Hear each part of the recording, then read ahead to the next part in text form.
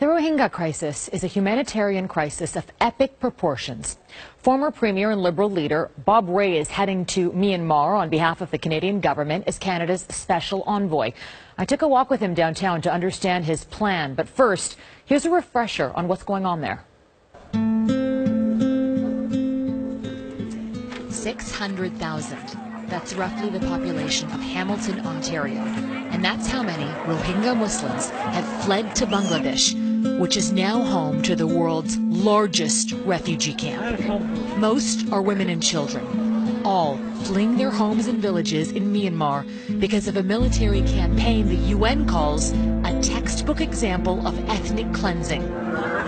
Within the past 2 months, they've witnessed the slaughter of their children, the death of their parents, abuses of women and girls that are difficult to talk about on television.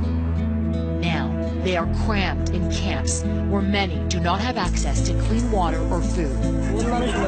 Thousands are still crossing the border each and every day. The total number of Rohingya refugees is expected to cross the 1 million mark in the coming weeks. And then there are those who are still stuck in the Rakhine state where this all began. Children who are malnourished, seniors who are dying because, as the UN says, there's no way to get to them. In this never again age, it's happening again. Let's start off with, in practical terms, what can Canada do? I mean, what kind of leverage do we really have? We have leverage with other people. We don't have leverage. You have to not think of diplomacy as being what one government does, but what a bunch of people do together. What we've always done when we do it best is we work with others, and collectively we try to have as much leverage as we can. What are you going to be able to? Are you going to get into the Rakhine state?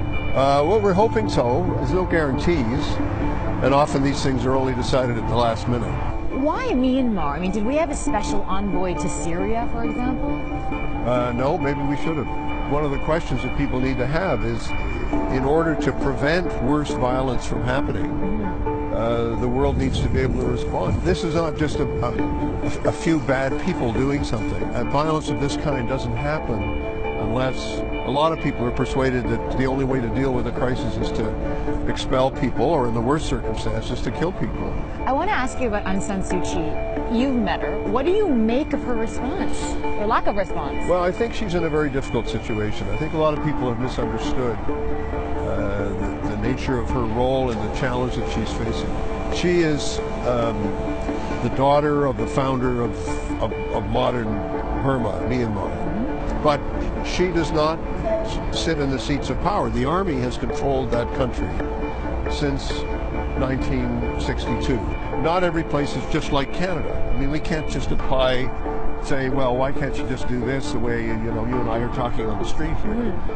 The answer is, they lie deep into the power structures that exist in Myanmar. And before we jump to conclusions about what she can, are you planning to meet with her? I hope so. I hope it'll be possible.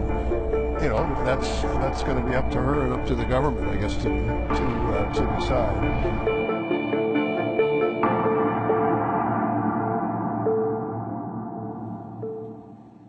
Aung San Suu Kyi, the leader of Myanmar and a Nobel laureate, and there's a lot of calls because she's also an honorary Canadian citizen, which is very rare. There are very few of those, so there's calls to take away her honorary Canadian citizenship, which is symbolic. And Ray says he hasn't made a decision either way on that. Interesting to hear his perspective on that, because there have been growing calls for her to really take a stand, which to this point she hasn't. He says it's so complicated what her role is, and that's part of what he's going to do. He's going to go there and try to understand that a little bit better, where she sits with the government, how it all works together. He's leaving on Tuesday. He should have a report to the Prime Minister in a couple weeks. All right, thanks.